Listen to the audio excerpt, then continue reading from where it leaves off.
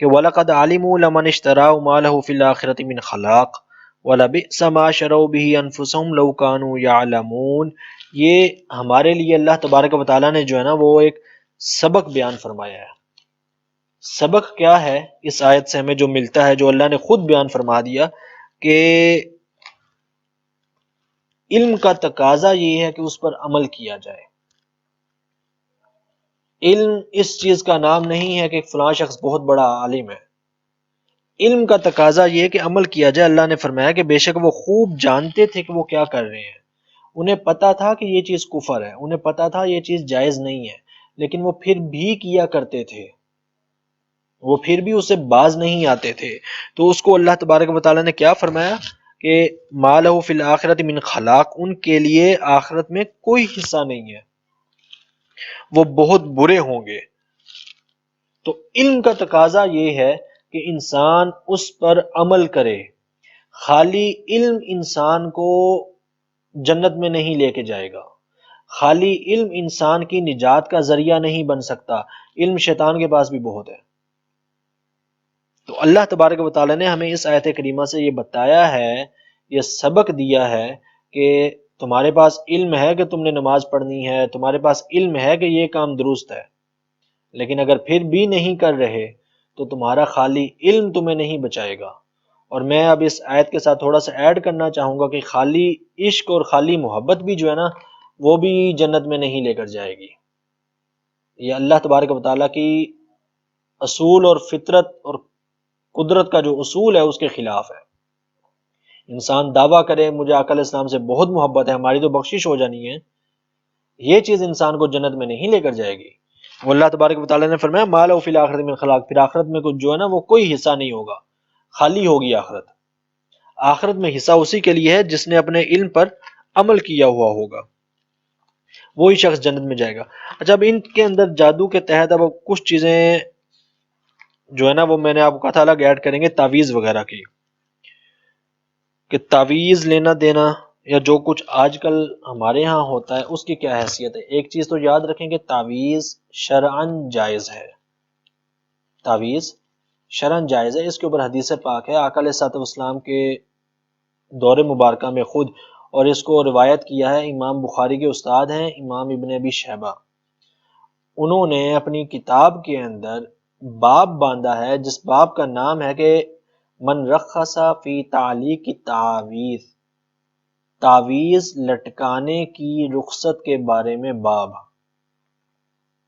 اور صحابہ کرام علیہم رضوان بیان کرتے ہیں کہ آقا علیہ الصلوۃ والسلام نے فرمایا کہ اگر کوئی نیند میں ڈر جائے تو وہ یہ دعا پڑھے۔ حضور نے دعا ارشاد فرمائی ہے کہ اعوذ بکلمات اللہ التامات من غضبہ وعقابہ وشر عبادہ ومن ہمزات الشیاطین وان یحضرون فانها لن تضر وکان عبداللہ بن، آگے حضرت عبداللہ بن عمر رضی اللہ عنہ کی جو ہے نا وہ روایت ہے کہ حضور نے یہ دعا ارشاد فرمائی، میں اللہ کے غضب، عقاب، اس کے بندوں کے فساد، شیطانی وسوسوں اور ان شیاطین کے ہمارے پاس آنے سے اللہ کے پورے کلمات کی پناہ مانگتا ہوں، مطلب اللہ تبارک و تعالیٰ کی پناہ میں آتا ہوں ان شیاطین سے، کہ خواب میں انسان ڈرتا ہی تب ہے، وہ شیطان ہی ڈراتا ہے۔ تو حضور نے فرمایا کہ جو شخص یہ دعا پڑھ لے تو خواب میں وہ ڈرے گا نہیں، وہ خواب اسے نقصان نہیں پہنچائے گا۔ اب صحابی بیان کرتے ہیں کہ ہم اپنے بالغ بچوں کو یہ دعا سکھایا کرتے تھے اور نابالغ بچوں کے لیے لکھ کر ان کے گلے میں یہ دعا جو ہے اعوذ بکلمات اللہ التامات، یہ پوری دعا صحابہ فرماتے ہیں کہ ہم لکھ کے باندھ کے ان کے گلوں میں ڈال دیا کرتے تھے، گلے میں لٹکا دیتے تھے تعویذ۔ اور یہ صحیح ستہ میں سنن ترمذی میں موجود ہے، یہ روایت سنن نبی داؤد میں موجود ہے، مصنف ابن ابی شیبہ میں موجود ہے۔ اس کے اوپر جو ہے وہ اختلاف یا یہ چیز نہیں ہے کہ شاید یہ کسی کا اجتہاد یا فتویٰ ہے، صحابہ کی حدیث ہے، آقا علیہ الصلوۃ والسلام کے دور سے ہے، آقا علیہ الصلوۃ والسلام نے خود بیان فرمایا ہے۔ تو صحابہ خود یہ عمل کرتے تھے کہ تعویذ لکھتے اور اپنے بچوں کے گلے میں ڈال دیتے تھے۔ تو اب تعویذ کا حکم کیا ہوگا؟ تعویذ یاد رکھیں کہ اگر تو کوئی ایسا تعویذ ہے جس میں کوئی کفریہ چیز لکھی ہوئی ہے، کوئی حرام چیز لکھی ہوئی ہے، یا جس میں کوئی ایسی چیز ہے کہ جو اللہ تبارک و تعالیٰ کی شریعت، اللہ تبارک و تعالیٰ کے دین کے خلاف ہے، ایسا تعویذ لکھنا، اس کو گلے میں ڈالنا، اس کو گھر میں رکھنا، یہ حرام ہے۔ اچھا بالفرض اگر کوئی تعویذ ایسا ہے جس میں کوئی شرکیہ چیز لکھی ہوئی ہے، کالا علم ہے، جیسے بہت سارے آج کل عاملین ہیں جو تعویذ کہنے کو تعویذ ہوتا ہے لیکن وہ حقیقت میں تعویذ نہیں، وہ کالا علمی لینے شنے مارتے ہیں، عوام سمجھتی ہے پتہ نہیں کیا کی ہے، اور میں نے ایک دو ایسے خود دیکھے بھی ہیں۔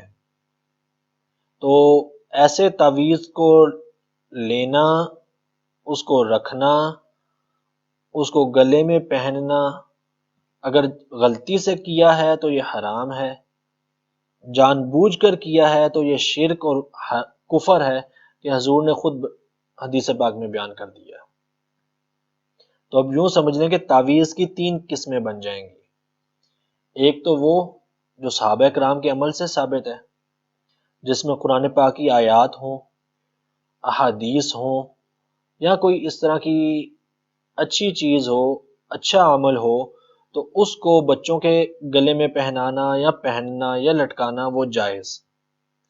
اگر اس میں کوئی حرام چیز ہے تو پھر اس کا استعمال کرنا حرام، اور اگر اس میں کوئی شرکیہ چیز ہے، کوئی کفریہ چیز ہے، تو پھر اس تعویذ کو پہننا بھی کفر ہو جائے گا۔ اور اس پر آقا علیہ السلام کی حدیث ہے، بلکہ حضور کے پاس جو ہے نا وہ ایک بڑھیا کو لایا گیا، آقا علیہ السلام نے ارشاد فرمایا استرقوا لها فإن بها النظرہ۔ اب حضور نے خود فرمایا کہ اس کو جو ہے نا وہ کوئی دم وغیرہ کرو، اس کو نظر لگ گئی ہے، اس کو کوئی دم کرو، جیسے ہمارے ہاں بسا اوقات آج کل دم وغیرہ کرتے ہیں، تو دم کرنا بھی جائز ہے، اس حدیث پاک سے ثابت ہے۔ تو تعویذ دینا بھی جائز ہے، تعویذ لکھنا بھی جائز ہے، لیکن وہ تعویذ سمجھ آنے والی زبان میں ہو۔ اس کی کچھ جو ہے نا وہ نشانیاں علماء نے بیان کی ہیں کہ تعویذ کیسا ہونا چاہیے۔ ایک تو قرآنی آیات، احادیث یا جائز چیزوں پر مشتمل ہو، دوسرا سمجھ آنے والی زبان میں ہو۔ اگر تعویذ ایسا ہے جو سمجھ آنے والی زبان میں نہیں ہے، کہ کسی بندے نے تعویذ لکھا اور وہ ایسی زبان میں ہے کہ پڑھنے والا اس کو، دنیا کا کوئی انسان کسی بھی زبان میں اس کو پڑھ نہیں سکتا، یہ پتہ نہیں کیا چیز لکھی ہوئی ہے، تو ایسے تعویذ کو پہننا یا اس پر عمل کرنا وہ حرام ہے، وہ جائز نہیں ہے۔ اور اگر اس میں کوئی شرکیہ چیز ہوگی تو پھر وہ جو ہے نا وہ سراسر شرک ہے۔ اب اس کے خلاف ایک اور حدیث پاک بھی آتی ہے، جیسے میں نے بھی آپ کو بتایا نا کہ آقا علیہ السلام نے خود فرمایا کہ اس کو کوئی دم وغیرہ کرو، اس کو نظر لگ گئی ہے، اور نظر برحق ہے، حضور نے فرمایا کہ مطلب نظر لگ جاتی ہے، صحیح مسلم کی حدیث پاک ہے، اور بچوں پر بھی دم وغیرہ کرتے رہنا چاہیے۔ لیکن اس کے بعد ایک اور حدیث پاک ہے کہ آقا علیہ السلام نے فرمایا ما توکل من استرقا، جس نے دم کیا یا جھاڑ پھونکی، اس نے توکل نہیں کیا، اس نے اللہ تبارک و تعالیٰ پر توکل نہیں کیا۔ اب میں آپ کو دونوں طرح کی حدیث بتا رہا ہوں۔ ایک حدیث میں حضور نے خود حکم دیا کہ یہ عورت پر جو ہے نا وہ نظر لگ گئی ہے، اس عورت کو اس کے اوپر دم کر دو۔ دوسری حدیث میں حضور نے خود فرما دیا کہ جس نے دم کیا، اس کا مطلب یہ ہے کہ اس نے ما توکلا، اس نے اللہ پر توکل نہیں کیا۔ اب ہم کیا کریں گے؟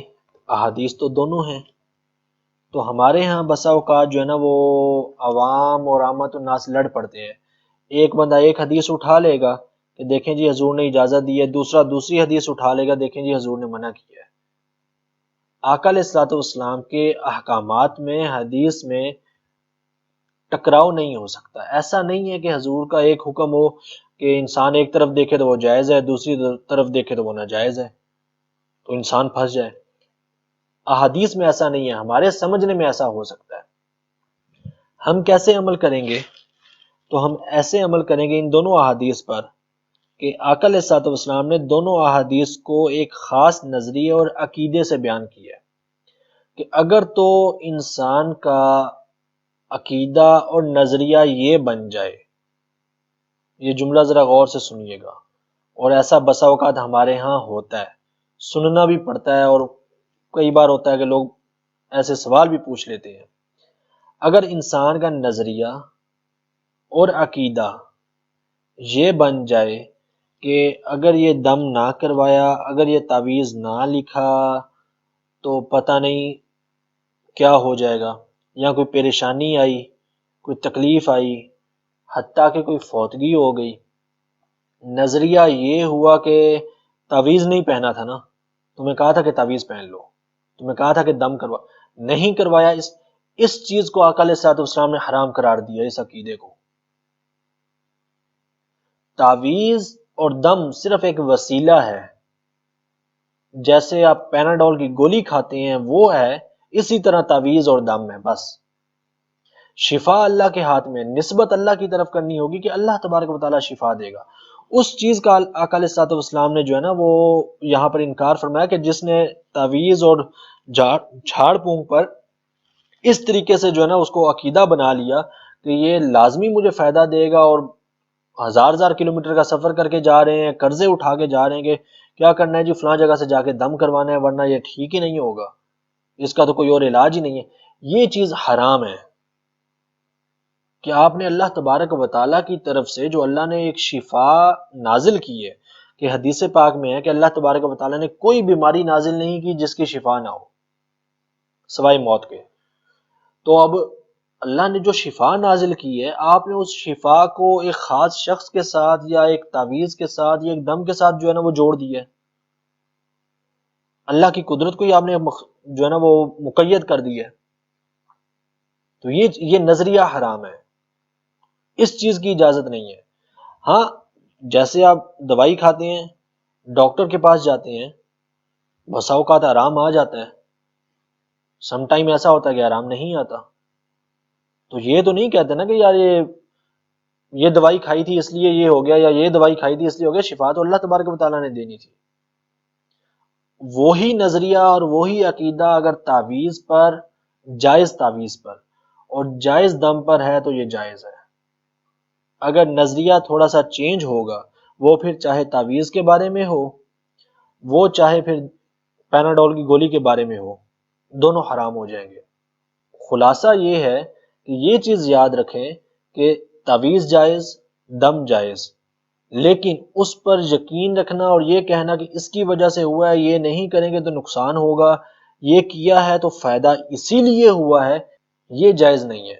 اسی طرح تھوڑا سا اس طرف آ جائیں ضمناً انگوٹھیوں کی طرف، پتھروں کی طرف۔ ہمارے ہاں لوگ پتھر پہنتے ہیں، یہ 6 انگوٹھیاں پہنی ہوئی، بھئی کیوں پہنی ہوئی ہیں؟ یہ جاب کے لیے پہنی ہوئی ہے، یہ رزق کے لیے پہنی ہوئی ہے، یہ اولاد کے لیے پہنی ہوئی ہے۔ اتنا سا ایمان ہے کیا اللہ کی ذات پر؟ یہ چیز حرام ہے۔ اب کیا پتھر اثر رکھتے ہیں کہ نہیں رکھتے؟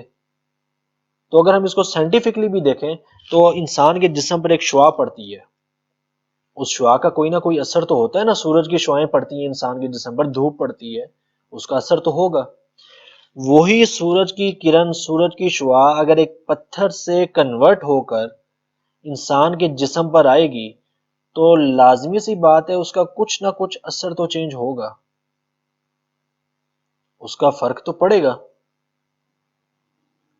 اب وہ فرق اس پتھر کی وجہ سے پڑ رہا ہے، اس میں انکار نہیں، وہ فرق رکھا کس نے ہے، وہ اثر رکھا کس نے ہے، وہ اللہ کی ذات نے رکھا ہے۔ لیکن یہ نظریہ لے کر انگوٹھی پہننا کہ شاید یہ انگوٹھی فلاں دربار سے آئی ہوئی ہے، فلاں مزار سے آئی ہوئی ہے، اور یہ روزی کی ہے، یہ اولاد کی ہے، نہیں پہنی تو پتہ نہیں اولاد کو کچھ ہو جائے گا یا جاب چلی جائے گی، یہ نظریہ رکھنا حرام، سخت حرام، بلکہ میں کہوں گا کہ شرک کی طرح ہے۔ باقی پھر پیچھے رہ کیا گیا کہ آپ کا اللہ پر یقین، انگوٹھیوں پر اعتماد آ گیا۔ ہمارے ساتھ والے ہمسایوں نے، انڈیا والوں نے، انہوں نے پتھروں پر اعتماد رکھا ہوا ہے، آپ نے جنوں، بھوتوں، تعویذوں، دموں اور انگوٹھیوں پر رکھا ہوا ہے، فرق تو پھر کوئی بھی نہ رہا۔ اسلام کا تو فرق ہی یہ ہے کہ اسلام میں ہر چیز کی نسبت ہی اللہ تبارک و تعالیٰ کی ذات کی طرف ہے۔ انگوٹھی پہننے سے خوشحالی نہیں آئے گی، نہ کسی مزار سے لیا ہوا چھلا پہننے میں۔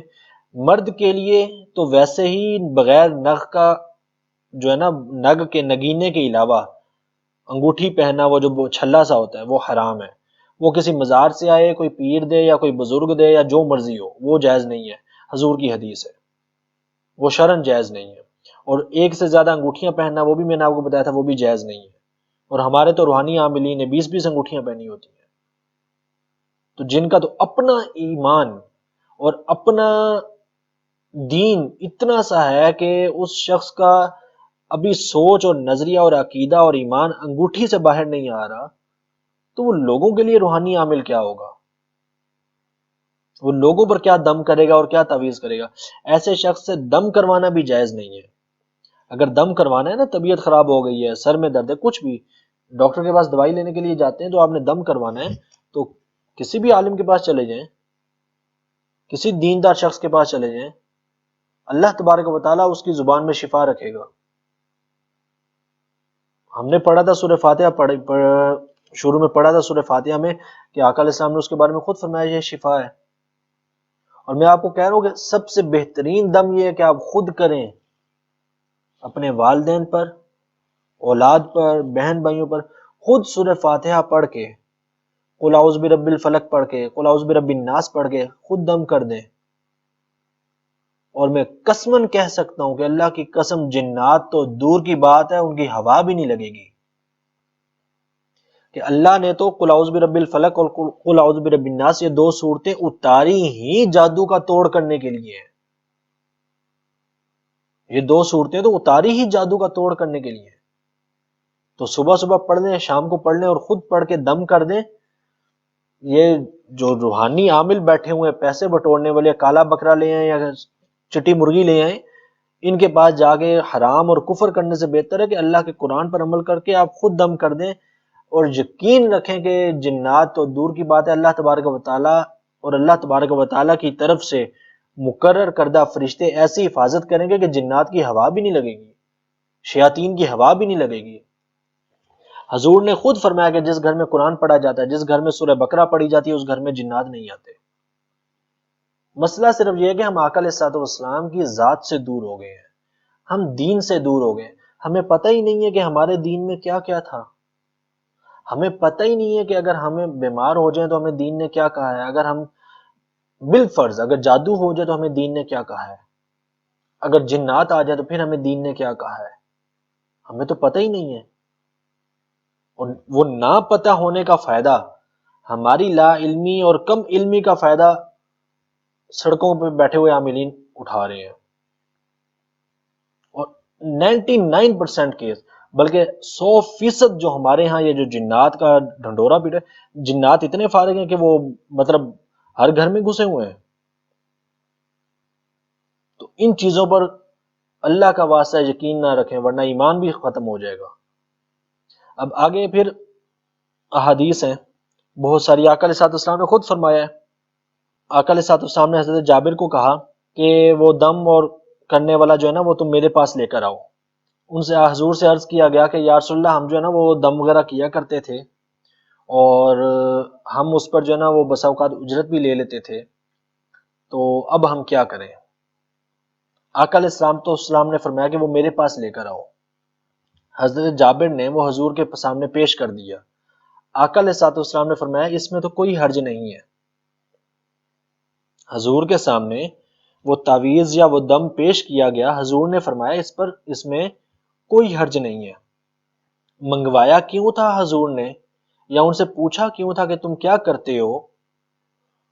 وہ اس لیے تھا کہ آقا علیہ الصلوۃ والسلام کو یہ خدشہ تھا، اور یہ محدثین نے الفاظ لکھے ہیں کہ چونکہ صحابہ مسلمان ہو رہے تھے تو بہت سارے امور اور معاملات وہ زمانہ جاہلیت والے تھے، تو آقا علیہ الصلوۃ والسلام کو یہ خوف تھا کہ کہیں اس دم میں یا اس چیز میں کوئی ایسی چیز نہ ہو جو شرک یا دور جاہلیت کے کسی عقیدے پر مبنی ہو۔ لیکن جب حضور کی بارگاہ میں عرض کیا گیا کہ یا رسول اللہ یہ چیز ہے، تو حضور نے فرمایا یہ تو ٹھیک ہے، کر لو۔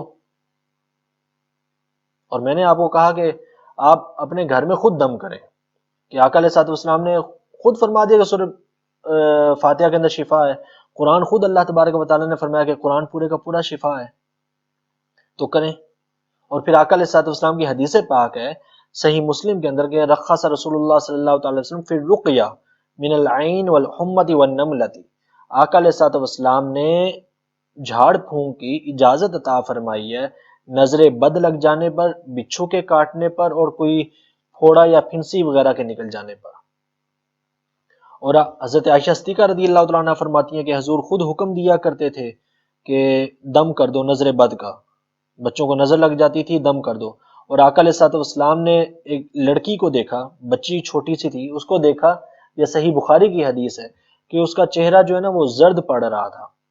حضور نے فرمایا کہ استرقوا لها فإن بها النظر، اسے دم وغیرہ کرو، اسے نظر لگ گئی ہے۔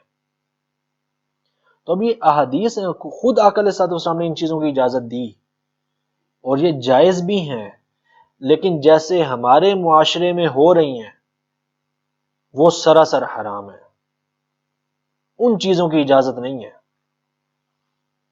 سراسر حرام ہے۔ وہ کوئی اکا دکا لوگ ہوں گے جو مطلب شریعت کے مطابق جو آقا علیہ الصلوۃ والسلام نے بتایا ہے اس پر کر رہے ہیں۔ اور یاد رکھیں کہ جو شخص 5 وقت کا نمازی نہیں ہے، جو خود قرآن نہیں پڑھ رہا، اللہ کی بارگاہ میں سجدہ نہیں کر رہا، اس کے دم میں یا اس کی زبان سے اگر وہ قرآن بھی پڑھے تو اللہ نے کیا شفا رکھی ہوگی کہ وہ تو دھتکارا ہوا انسان ہے، وہ تو صبح دوپہر شام وقت کے دن کے 5 اوقات میں اللہ کی لعنت اس پہ پڑ رہی ہے، تو اس کی زبان میں شفا کیا ہوگی؟ اور پھر صحابہ بیان کرتے ہیں، حضرت عثمان بن عبداللہ رضی اللہ تعالیٰ عنہ بیان کرتے ہیں کہ آقا علیہ الصلوۃ والسلام کے بعد نا میرے گھر والوں نے ایک پیالے میں پانی ڈال کر مجھے وہ جو ہے نا وہ پینے کے لیے دیا، تو ام المومنین حضرت سلمہ رضی اللہ تعالیٰ عنہ کی خدمت میں بھیجا۔ اسماعیل نامی ایک اور راوی ہیں، انہوں نے کہا کہ 3 انگلیوں کے ذریعے اشارہ کر کے بتایا کہ میں جو ہے نا وہ اتنا چھوٹا سا تھا۔ اب اس پیالے میں در حقیقت آقا علیہ الصلوۃ والسلام کا بال مبارک موجود تھا۔ اگر کسی کو نظر لگ جاتی، کوئی شخص بیمار ہو جاتا، وہ اپنا برتن لے کر ام المومنین حضرت سلمہ رضی اللہ تعالیٰ عنہ کی خدمت میں آتا تو آپ اس بال مبارک کو جو آقا علیہ الصلوۃ والسلام کے بال مبارک تھا اس کو پانی میں ڈبو دیتی، اس کو پانی میں ڈبوتی، پانی سے غسل دیتی، وہ پانی برکت والا ہو جاتا، تو وہ بچوں کو وہ پانی پلا دیتے، اس سے شفا مل جاتی۔ تو اللہ تبارک و تعالیٰ نے شفا اتاری ہے، تعویذات میں بھی، دم میں بھی، لیکن بشرطے کہ وہ جائز ہو۔ اب یہ اور حدیث سننے، صحیح بخاری کی حدیث ہے، حضرت عائشہ صدیقہ رضی اللہ تعالیٰ عنہ بیان کرتی ہیں کہ ان النبی صلی اللہ تعالی علیہ وسلم کان ينفث علی نفسه فی المرض الذی مات فی المعوذات، کہ آقا علیہ الصلوۃ والسلام اپنے مرض موت میں، یعنی کہ جس وجہ سے جس بیماری کی حالت میں آقا علیہ الصلوۃ والسلام کا وصال ظاہری ہوا، اس میں حضور معوذات جو میں نے آپ کو پہلے بتائیں، قل اعوذ برب الفلق اور قل اعوذ برب الناس، ان کو معوذات کہتے ہیں، یہ پڑھ کے اپنے اوپر دم کیا کرتے تھے۔ اپنے اوپر دم کرنا بھی سنت ہے، تو یہ اگر آپ کریں گے نا، قل اعوذ برب الفلق پڑھ کے، قل اعوذ برب الناس پڑھ کے روزانہ اپنے اوپر دم کر لیں، اور نیت سنت کی بھی کر لیں کہ آقا علیہ الصلوۃ والسلام نے خود یہ عمل کیا ہے، صحیح بخاری میں موجود ہے، تو ان عاملین ڈھکنوں کے پاس جانے کی ضرورت نہیں پڑے گی۔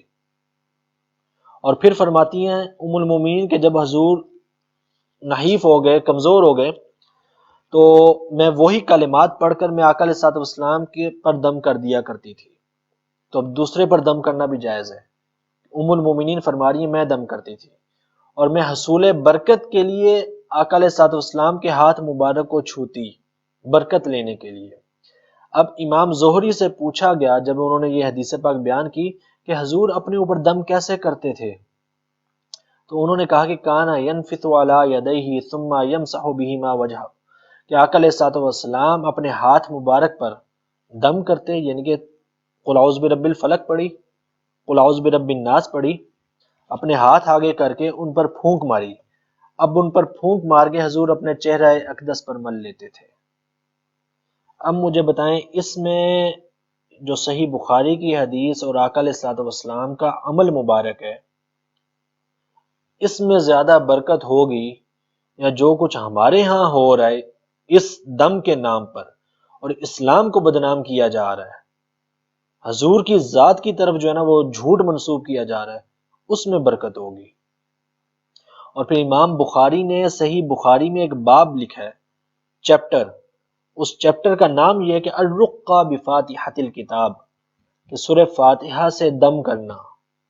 اور اس میں آپ نے ایک حدیث پاک لکھی ہے کہ حضرت ابو سعید خدری رضی اللہ تعالیٰ عنہ سے روایت ہے کہ آقا علیہ الصلوۃ والسلام کے کچھ صحابہ ایک قبائل عرب میں سے ایک کسی قبیلے میں چلے گئے، تو انہوں نے آپ کے صحابہ کی مہمان نوازی نہ کی، وہ ضد ہوگی، صحابہ تشریف لے کر گئے، انہوں نے مہمان نوازی نہیں کی۔ اسی اسنا میں ان لوگوں کے سردار کو سانپ نے یا بچھو نے جو ہے نا ڈنگ ڈس دیا، اور یہ بھی امام بخاری نے روایت لکھی ہے۔ بستی والے صحابہ کے پاس آ گئے، آ کر کہا کہ تمہارے پاس کوئی دوائی ہے؟ صحابہ نے کہا کہ تم نے ہماری مہمان نوازی تو کی نہیں، تو اب ہم بھی جو ہے نا وہ تمہیں دوا یا دم نہیں دیں گے جب تک کہ بکریوں کا پورا ریوڑ ہمیں نہ دے دو۔ ان لوگوں نے بکریوں کا ریوڑ صحابہ کرام کو دے دیا۔ حضرت ابو سعید خدری رضی اللہ تعالیٰ عنہ نے سورہ فاتحہ پڑھ کے دم کر دیا اور اپنا لعاب دہن یعنی کہ تھوک، سورہ فاتحہ پڑھی، پھونک ماری اور اپنا جو ہے نا وہ تھوک جو تھا وہ اس کے زخم پر لگا دیا، وہ شخص ٹھیک ہو گیا۔ اب یہاں سے یہ دیکھیں کہ اللہ تبارک و تعالی کے جو نیک بندے ہوتے ہیں اللہ پھر ان کی زبان میں کتنی شفا رکھتا ہے۔ صحابی نے سورہ فاتحہ پڑھ کے، خالی سورہ فاتحہ پڑھ کے دم کیا ہے تو سانپ نے یا بچھو نے ڈس لیا تھا، وہ ٹھیک ہو گیا، اور صحیح بخاری کی حدیث ہے۔ اب وہ بکریوں کا ریوڑ ان کے سپرد کرنے لگے تو صحابہ نے کہا کہ ہم حضور سے پوچھے بغیر جو ہے نا یہ نہیں لیں گے۔ آقا علیہ السلام کی بارگاہ میں آ کر پوچھا، یا رسول اللہ یہ سارا معاملہ ہوا ہے کہ ہم نے دم کر دیا اور ہم نے پہلے ان کے ساتھ یہ قیمت مقرر کر دی تھی، اب وہ کہہ رہے ہیں۔ تو حضور نے فرمایا ما ادراک انہا رقیہ خذوہا واضربوا لی بسہم، کہ تمہیں کیسے پتا چل گیا کہ یہ دم ہے، لو یعنی کہ وہ بکریوں کا ریوڑ بھی لے لو اور مجھے میرا حصہ بھی دو۔ تو یہ بھی جائز ہے، اگر کسی دم کرنے والے کو کوئی شخص بطور برکت کے کچھ دے دے تو یہ بھی جائز ہے۔ لیکن جو کچھ ہمارے ہاں ہو رہا ہے نا، آپ سمجھ گئے ہوں گے یہ جو میں نے آپ کو اتنی ساری روایات اور پھر جو ہمارے ہاں ہو رہا ہے کہ ان دونوں میں فرق کتنا ہے، یہ چیزیں جائز نہیں ہیں۔ جو کچھ ہمارے پاس ہو رہا ہے یہ سراسر حرام ہے۔ آقا علیہ الصلوۃ والسلام نے تو خود حکم دیا تھا کہ نظر بد سے دم کرو۔ صحابہ کرام کی میں نے آپ کو حدیث پاک بتا دی کہ صحابہ خود فرماتے ہیں کہ ہم اپنے نابالغ بچوں کے لیے لکھ کر ان کے گلے میں ڈال دیا کرتے تھے۔ صحاح ستہ کی حدیث ہے، امام بخاری کے اساتذہ نے اس کو بیان کی ہے۔ تو تعویذ لکھ کر ڈالنا یا دم کرنا دونوں چیزیں جائز تھیں، لیکن جو ہمارے ہاں ہو رہا ہے وہ چاہے پھر جنات کے لیے ہو، نظر بد لگنے سے ہو۔ ہمارے ہاں جو پھر یہ کنسیپٹ ہے کہ نظر لگ جائے گی، 35 لاکھ کی گاڑی لیں گے، اس کے ساتھ ایک ٹوٹا ہوا جوتا جو ہے نا وہ لٹکا دیں گے۔ استغفر اللہ، مطلب ٹھیک ہے آپ لٹکائیں، میں یہ نہیں کہتا ہوں کہ پتہ نہیں وہ جائز ہے یا ناجائز ہے، لیکن کیا اللہ کی ذات پر ایمان اتنا سا رہ گیا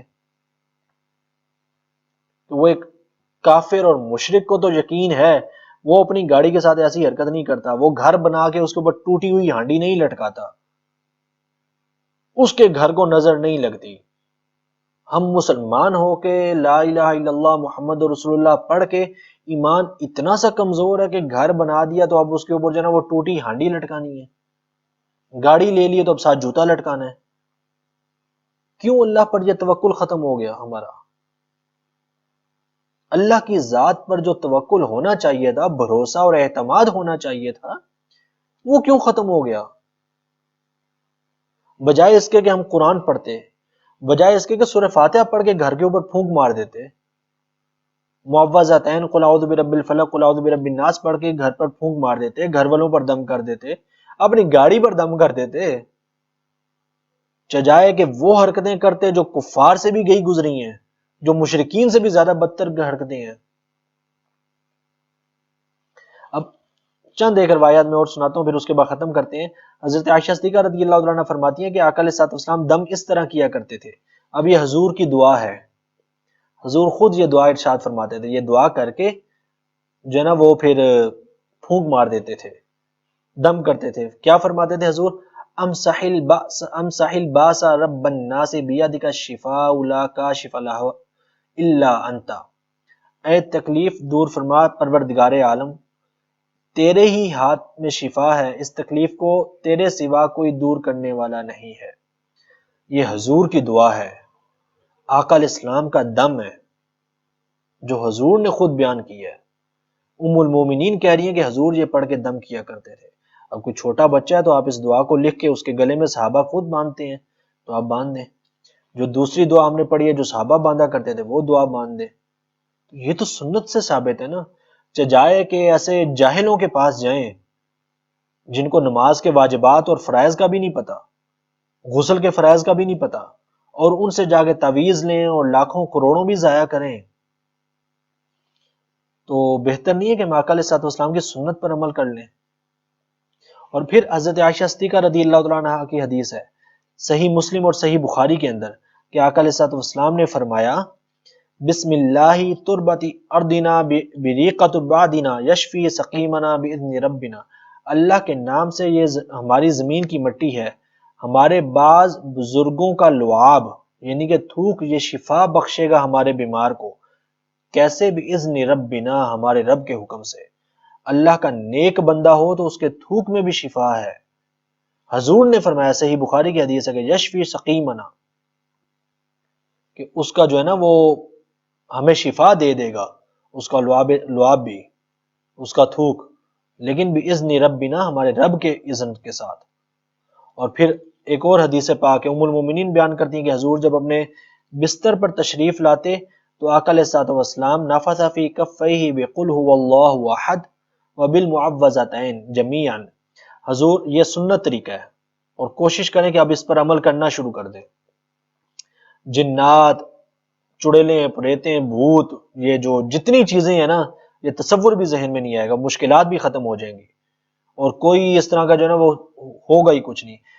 کیا کیا کرتے تھے حضور؟ ام المومنین فرماتی ہیں کہ حضور قل ھو اللہ احد معوذتین، یعنی قل اعوذ برب الفلق قل اعوذ برب الناس پڑھ کے اب دونوں ہاتھوں پر دم کرتے، اپنے چہرہ اقدس اور جسم اقدس پر جہاں تک ہاتھ مبارک پہنچتا ہاتھ کو مل لیتے، یعنی کہ ایک پریکٹیکل کر کے دیکھ لیں کہ مطلب ہاتھوں پر دم کریں، چہرے سے پھیریں اور پورے جسم پر جہاں جہاں ہاتھ جا سکتا ہے وہاں وہاں اپنا ہاتھ پھیر دیں۔ یہ سنت ہے حضور کی، حضور کی سنت پہ عمل کریں۔ جنات تو حضور کے خادم ہیں، ان کی کیا مجال کے آ جائے، اللہ کے فرشتے خود آپ کی حفاظت کریں گے۔ اور کیا حضور پڑھتے تھے؟ سورہ اخلاص اور معوذتین، قل اعوذ برب الفلق قل اعوذ برب الناس۔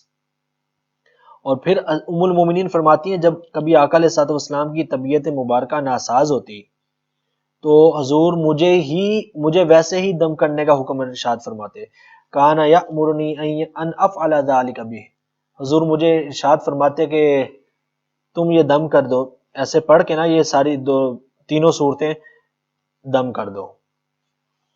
تو اب یہ دیکھیں اس سے زیادہ اچھے دم، اس سے زیادہ اچھے تعویذ، اور اس سے زیادہ جو ہے نا وہ جنات سے یا بھوتوں پریتوں سے بچنے، اور مشکل برتن بجتے ہیں اور یہ پتہ نہیں کیا کیا ہوتا ہے، نظر لگ جاتی ہے، تو یہ کالے ٹکوں سے بچنے کے لیے تو یہ حضور کی سنتیں کم ہیں کیا؟ اور پھر ایک اور دم ہے آقا علیہ الصلوۃ والسلام کا۔ ٹائم ہمارا ویسے اوپر ہو رہا ہے، میں بس یہ احادیث ختم کرتا ہوں۔ میرے سامنے تو ابھی اس وقت تقریباً کوئی شاید 20-25 احادیث اور رہتی ہیں ابھی، لیکن ایک دو کے بعد ختم کرتے ہیں۔ حضرت ابی بن کعب رضی اللہ تعالیٰ عنہ بیان کرتے ہیں کہ آقا علیہ السلام کی خدمت میں حاضر تھا، ایک عرابی نے حاضر ہو کر عرض کیا، یا رسول اللہ میرے بھائی کو درد ہے۔ فرمایا کیا درد ہے؟ عرض کیا یا رسول اللہ پتہ نہیں لیکن اسے درد ہے، کوئی تکلیف ہے۔ حضور نے فرمایا میرے پاس لاؤ۔ حضور کے پاس لے کر آئے، آقا علیہ الصلوۃ والسلام نے سورہ فاتحہ اور سورہ بقرہ کی آخری 4 آیات، یہ یاد رکھیے گا، سورہ فاتحہ، سورہ بقرہ کی آخری 4 آیات، اور پھر 2 آیات وَإِلَٰهُكُمْ إِلَٰهٌ وَاحِدٌ لَا إِلَٰهَ إِلَّا هُوَ الرَّحْمَٰنُ الرَّحِيمُ، اور پھر آیت الکرسی، اور پھر سورہ عمران کی آیت شاہد اللہ انہ لا الہ الا ہوا، اور پھر سورہ اعراف کی ایک آیت ان ربکم اللہ الذی خلق السماوات والارض، اور پھر سورہ مومنین کی ایک آیت، سورہ جن کی ایک آیت، اور سورہ اخلاص اور معوذتین۔ یہ ایک اجتماعی مطلب جس کے اندر حضور نے بہت زیادہ جو ہے نا وہ پڑھا. سورہ فاتحہ بھی پڑھی، سورہ بقرہ کی آیات پڑھی، آیت الکرسی پڑھی، سورہ آل عمران کی ایک آیت، سورہ اعراف کی آیت، سورہ مومنون کی آیت، سورہ جن کی آیت، پھر سورہ اخلاص اور معوذتین پڑھ کے دم کیا. تو صحابہ کہتے ہیں کہ وہ شخص ایسے اٹھ کے کھڑا ہو گیا جیسے کوئی تکلیف ہی نہیں تھی. یہ تو سنت دم ہے نا. ہم اپنے نبی کی تعلیمات کو بھلا کے، اپنے نبی کی تعلیمات کو پڑھا بھی نہیں، دیکھا بھی نہیں کہ حضور کیا کرتے تھے اس حالت میں، آقا علیہ السلام کا عمل مبارک کیا تھا، اور ہم جو ہے نا وہ ان ڈراموں کے پیچھے لگ گئے. اور پھر کسی نے ہمیں جنات کے پیچھے لگا دیا، کسی نے بھوتوں کے پیچھے لگا دیا، کسی نے کہا کہ آپ کی پھوپھی نے جادو کیا ہوا ہے، آپ کے دادے نے جادو کیا ہوا ہے، آپ کی نانی نے جادو کیا ہوا ہے. معاذ اللہ، جادو کو اتنا آسان ہو گیا تھا، جنات کو اتنے آسان ہو گئے تھے کہ آپ کے اوپر موکل بھیجے ہوئے ہیں، آپ کے اوپر بندش آئی ہوئی ہے، کاروبار نہیں ہو رہا، عاملین کے پاس چلے جائیں، کیا ہوا ہوا ہے جی؟ بندش آئی ہوئی ہے. معاذ اللہ ثم معاذ اللہ، یہ بولنا بھی حرام ہے. کیا بندش آئی ہوئی ہے؟ بندش کا مطلب تو پھر یہ ہوگا کہ اللہ رزق دینا چاہتا ہے، لیکن فلاں شخص جو ہے نا وہ اس کی طاقت اتنی زیادہ ہے کہ وہ اللہ کو رزق نہیں دینے دے رہا. کیا کہتے ہیں بندش کو؟ اللہ کی طرف سے بندش ہے کیا؟ اللہ نے تو فرمایا وما من دابۃ فی الارض الا علی اللہ رزقها، اللہ نے تو وعدہ کیا میں رزق دوں گا. تو یہ جو بولا جاتا ہے کہ بندش آئی ہوئی ہے، جی حرام ہے یہ لفظ بولنا بھی. کون بڑھ سکتا ہے میرے رب کی طاقت سے؟ میرے رب کی قدرت سے زیادہ کون ہو سکتا ہے؟ رب کی حکمت ہے، وہ بھی نہیں دے رہا، اس نے کچھ اور پلان کیا ہوگا نا میرے بارے میں. میری نظر میں دیکھتا ہوں کہ میری ابھی ایک جاب چلی گئی ہے، ایک سسٹم بند ہو گیا، رب پر یقین رکھوں، رزق تو رب نے دینا ہے نا، اس نے کچھ اور پلان کیا ہوگا، وہ دے گا. تو یاد رکھیں یہ جو کچھ آج کل ہو رہا ہے، یہ جو الفاظ بولے جا رہے ہیں، یہ تو الفاظ بھی ایسے ایسے ہیں کہ بسا اوقات ان الفاظ کے اندر کفر ہو رہا ہوتا ہے. تو کوشش کریں کہ ایسے لوگوں کے پاس ہی نہ جائیں ہی نہ ایسے لوگوں کے پاس. دم کرنا ہے نا تو حضور نے جو دم ارشاد فرمایا ان میں سے کوئی دم کر لے. حضور کی جو سنت ہے، حضور خود کیا کرتے ہیں، وہ دم کر لیں. کئی جو ہے نا وہ احادیث ہیں، حضرت جبرائیل امین نے آقا علیہ الصلوۃ والسلام کو دم سکھایا تھا، صحیح مسلم کی حدیث پاک ہے. وہ میں اب ساری سنانے لگوں تو گھنٹہ اس میں بھی لگ جائے گا. وہ ایک الگ دعا ہے، آپ وہ دعا پڑھ لیں. جو حضور نے دعائیں پڑھی ہیں وہ دعائیں پڑھ لیں. حضور پر جب دیکھیں، یاد رکھیں کہ اللہ کے نبی کی زندگی رول ماڈل ہوتی ہے. میں آخری بات کر رہا ہوں بس. اللہ کے نبی کی زندگی رول ماڈل ہوتی ہے. ایسا نہیں ہو سکتا کہ امتی میں سے، پوری امت میں سے کسی بھی شخص پر کوئی عمل ہو، کوئی مسئلہ ہو، کوئی پرابلم ہو، کوئی پریشانی آئے اور اسے اپنی پریشانی کا، اپنی مسئلے کا حل نبی کی ذات میں نہ ملے. ایسا ممکن ہی نہیں ہے. نبی کی زندگی رول ماڈل ہے. جادو ہوا ہے، نبی کی ذات کو دیکھو. تم کوئی شخص نے بہتان لگایا ہے، نبی کی ذات کو دیکھو. کوئی شخص آگے کوئی غیب کی چیزیں بتا رہا کہ ایسا ایسا ہو گیا، مجھے جنات نے بتایا، تو نبی کی ذات کو دیکھو.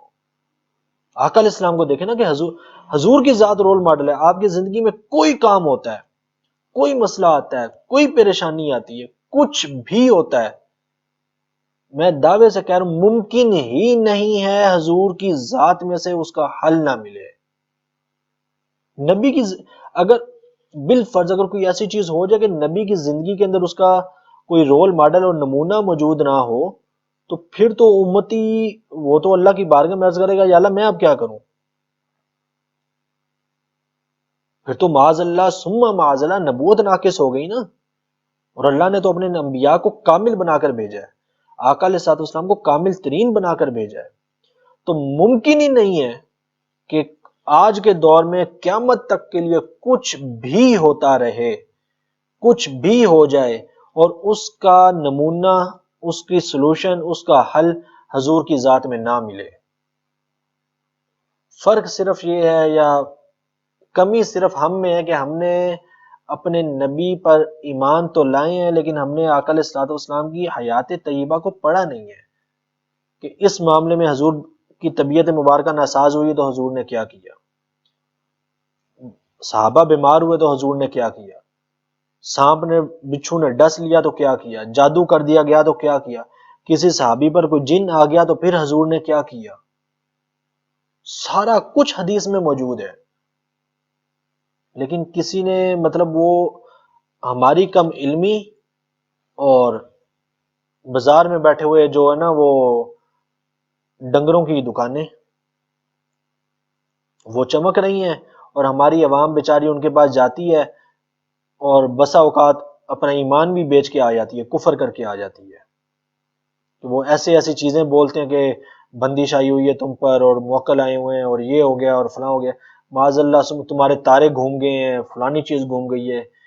مطلب یہ کہ ایک تارا کئی لوگوں کا ہوتا ہے جو آج سٹار نکالتے ہیں، تو ایک کا گھوما ہے تو پھر باقیوں کا بھی گھومنا چاہیے تھا نا۔ تو ایسی چیزوں پر یقین نہ رکھیں۔ یہ خلاصہ ساری بحث کا یہ ہے۔ اب آگے جو ہم نے آیات شروع کرنی ہے نا وہ بالکل یہ چیپٹر بنی اسرائیل والا چیپٹر ختم ہو رہا ہے، آگے نئے چیپٹر شروع ہو رہے ہیں۔ تو جنات ہوں، جادو ہوں، تعویذ ہوں، دم ہوں، کچھ بھی جائز نہیں ہے۔ تعویذ اور دم صرف وہ جائز ہے جو قرآن اور حدیث کے مطابق ہوگا، بس اس کے علاوہ نہیں۔ اور یہ صحیح مسلم کی احادیث میں محدثین کے ہاں یہ چیز موجود ہے، یہ میں اپنی طرف سے نہیں، انہی کا ہی بتا رہا ہوں کہ انہوں نے یہ فرق کیا ہے، یہ تعویذ حرام ہے، یہ دم حرام ہے، یہ تعویذ جائز ہے اور یہ والا دم جائز ہے۔ تو ان پر عمل کریں اور کوشش کریں کہ رات کو سوتے وقت صبح اٹھ کے قرآن پاک پڑھیں، رات کو سوتے وقت تینوں صورتیں پڑھ لیں، آقا علیہ السلام کی سنت ہے، قل هو اللہ احد، قل اعوذ برب الفلق، قل اعوذ برب الناس پڑھ کے اپنے اوپر بھی دم کریں، گھر والوں پر بھی دم کر دیں، بچوں پر دم کر دیں، ماں باپ پر دم کر دیں، بہن بھائیوں پر دم کر دیں، کوئی نہیں موجود تو ویسے تصور میں لا کر اس پہ دم کر دیں، اللہ تبارک و تعالیٰ ضرور برکت دے گا۔ اور اگر بالفرض مطلب جب نماز وغیرہ نہیں پڑھتے ان دنوں میں ہے دم کرنا ہے تو پھر صرف قل هو اللہ احد کا، قل اعوذ برب الفلق، قل اعوذ برب الناس کا قل ہٹا دے، بسم اللہ الرحمن الرحیم، هو اللہ احد اللہ الصمد، بسم اللہ الرحمن الرحیم، اور آگے جو ہے نا اعوذ برب الفلق، قل ہٹا دیں، آگے سارا پڑھ لیں، جائز ہے، دم کریں، گھر والوں پر کریں، جنات کیا فرشتے خود آپ کی حفاظت کریں گے، حضور کی سنت پر عمل کریں گے تو آئیں گی نہیں کبھی جنات، اور ان چیزوں سے بچیں اور یقین رکھیں کہ ایمان اور عقیدہ اور دین یہ لوگ ضائع کر کے رکھ دیں گے، اور ہو رہا ہے ضائع۔ ہماری قوم کا جو ہے نا وہ ایمان اور عقیدہ اتنا کمزور اور بگڑ گیا ہے، اللہ تعالیٰ معاف کرے، اللہ کی ذات پر بھروسہ نہیں رہا لوگوں کو۔ ختم کرتے ہیں، بہت زیادہ ٹائم اوپر ہو گیا، اس پر معذرت۔ السلام علیکم ورحمۃ اللہ وبرکاتہ۔